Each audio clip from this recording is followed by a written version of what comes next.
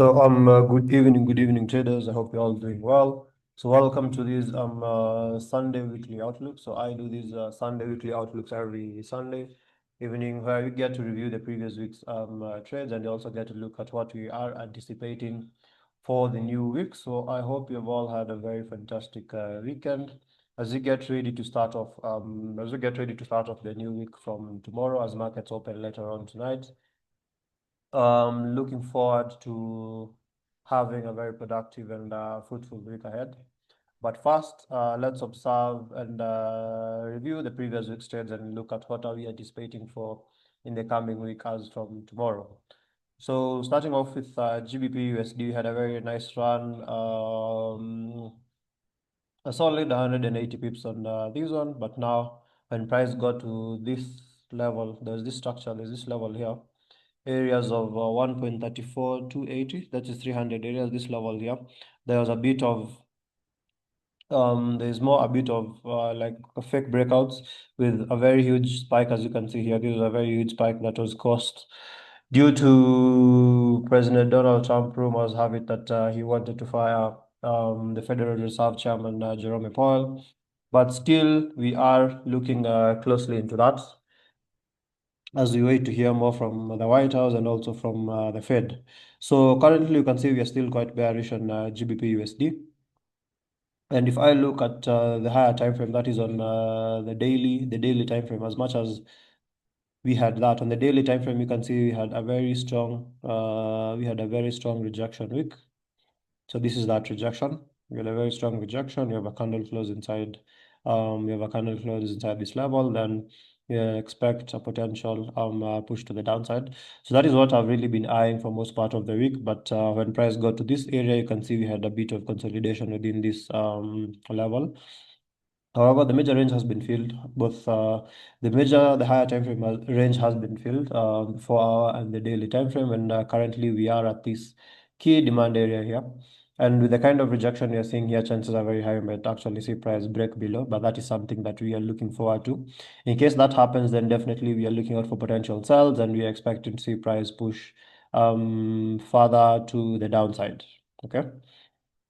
So that is on GBP USD. I'm expecting to see price push lower unless price fails to break below this and we see a potential bullish reversal. But so far, with the current bias and the current structure, I am looking at a potential bearish push to the downside. So let's observe and see how markets open. Then we'll be able to see how price reacts to that.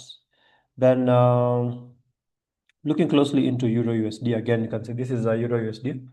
We have been eyeing price drop to the downside, of which we've seen that happening from Monday when price was at this area. Then you can see a very large spike again. That happened on Wednesday, yeah, due to the rumors about Trump wanting to fire the Fed Chair Jerome Powell. Then we're seeing price retrace back into these areas.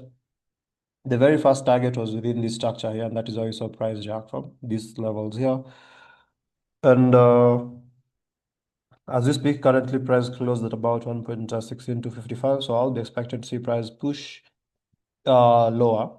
However, chances are very high, especially for Euro USD. You might see price either probably retrace back to these levels here before we see a potential push to the downside, or we might actually see price maybe gain enough momentum to take out this structure and come all the way to these levels down here.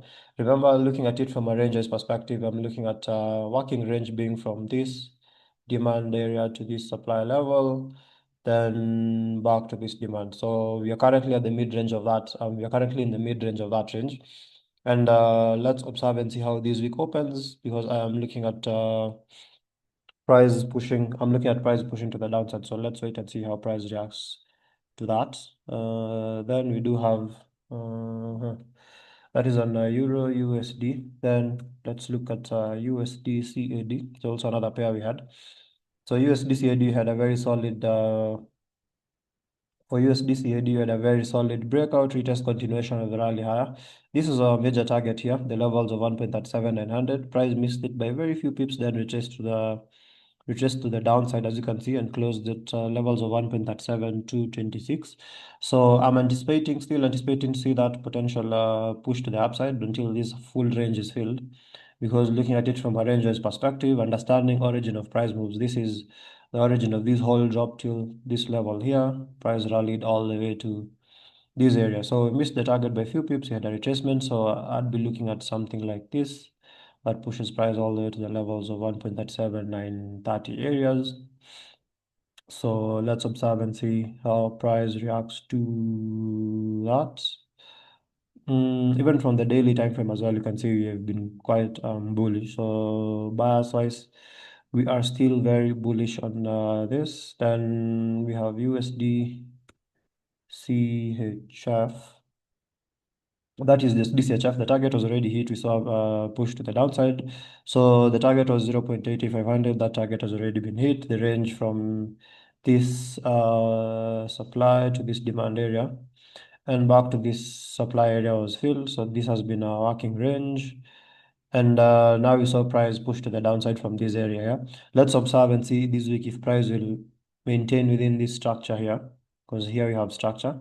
If price pushes to the upside, expect to see something like this. Before you either see a push to the upside, we say a push higher or a drop below, back to this, a drop below, back to these levels. Okay, so let's observe and see how price.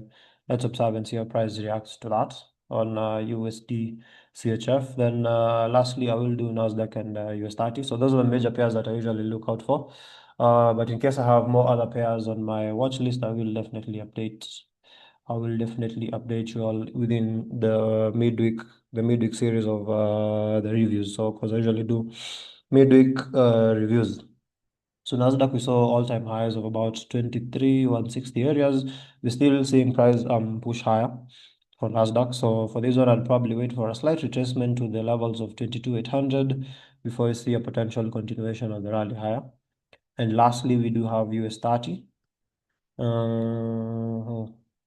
Yeah, US30 go to a target area, then price drop to this level again. So we have been within the same range from this demand area to this supply and back to this demand area. So having that range get filled, then we saw price push to the upside and currently closing at about 44,339. So chances are high, I might see price push higher. Remember, this level is a level where you had the all-time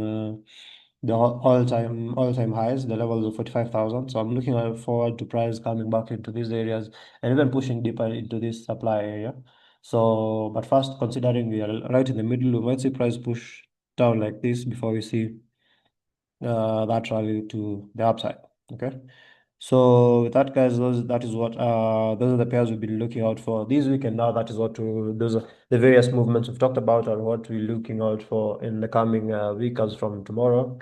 So be prepared for that, and let's observe and see how the markets open and how the various buyers and setups we're looking out for get to play out. So with that, guys, don't forget to go check out the public blog. This is where I share like all public setups. This is chasecapitalk.blogspot.com, and you can be able to have all this information right there with you. So with that, guys, I wish you a great and productive week ahead, and I'll see you on the next one. So cheers, everyone.